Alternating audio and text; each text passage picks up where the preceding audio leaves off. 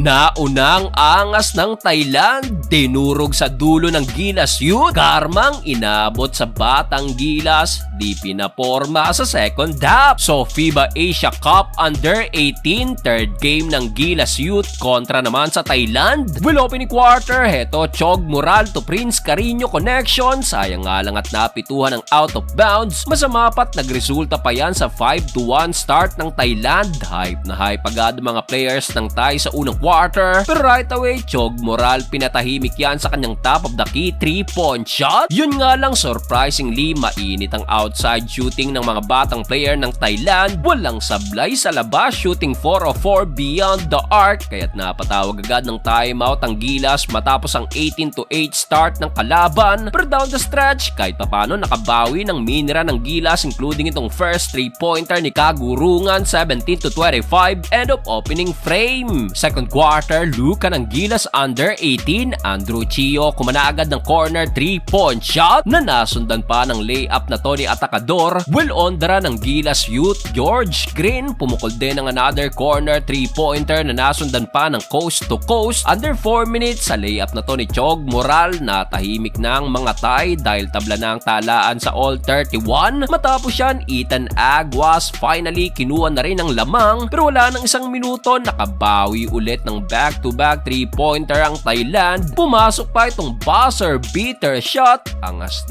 at hype na naman, 40-44 halftime. Start of the third quarter, good start for Gilas at naitabla agad ang talaan sa all 45 led by Kagurungan at Pasinos. Matapos yan, Elias Gish kumana pa ng end 1, kaso still may bawi pa rin ang Thailand wing 3-pointer. Butit sinagot din agad yan ng tres na to ni Ethan Aguas na nasundan pa ng wide open layup ni Chog Moral. Under 3 minutes, hindi pa tapos ang run ng Gilas Youth. Elias Gish again, another end 1. Dito na tahimik na ang Thailand dahil namagana ang lamang ng Gilas Youth sa double digit. Under a minute mark, Gish again pumukol pa beyond the arc. Walang kaangas-angas ang Gilas Youth. Abay tila kinarma naman ang mga kalaban dahil dito na palalo ang tambak sa 22 points. Literal na shutdown ng Thailand, 50-72. Fourth and final quarter, di pa tapos ang Gilas. Atacador pasok ang wing 3-pointer na nasundan pa ng another layup ni Gish na meron ng almost double-double, 13 points at 7 rebounds. Literal na napako sa limot ang Thailand dahil third quarter pa ng 5 minutes ang kanilang huling score. Under 6 minutes, eto't binaon palalo ng Gilas ang kalaban sa mahigit isang buwan. Hype tuloy si Chog Moral at sa uli, panalo ang Gilas Youth.